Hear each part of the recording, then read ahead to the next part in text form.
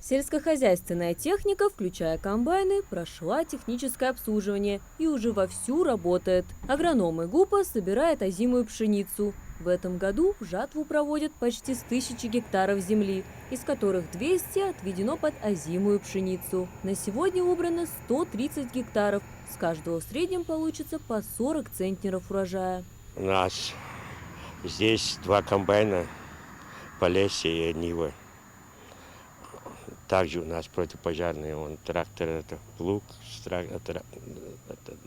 трактор и бочка противопожарная. Так задействованы КАМАЗ и еще своя техника. Использование элитных семян, благоприятные погодные условия в течение сезона и успешная зимовка посевов – все это дает уверенность, что урожай будет хорошим. Тем более в этом году показатели даже выше, чем в предыдущем – на 10 центнеров. Поддержку ГУПу оказывают и региональные власти. В следующем году мы собираемся побольше посеять озимых. Примерно гектаров на 200 постараемся больше. Если мы закупаем семена, там субсидии получаем от этого. И так у нас еще кукуруза 300 гектаров, 100 гектаров на корм, на силос и 200 гектаров на землю.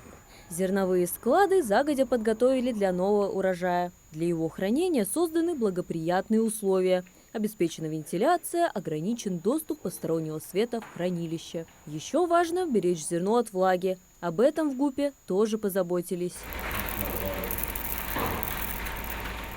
В этом году в республике озимой пшеницы в общей сложности посеяли почти на 20 тысячах гектаров. Перед стартом посевной кампании глава Ингушетии Махмуд Али Калиматов давал поручение Минсельхозу создать все условия, чтобы сельхозпроизводители могли эффективно работать на полях.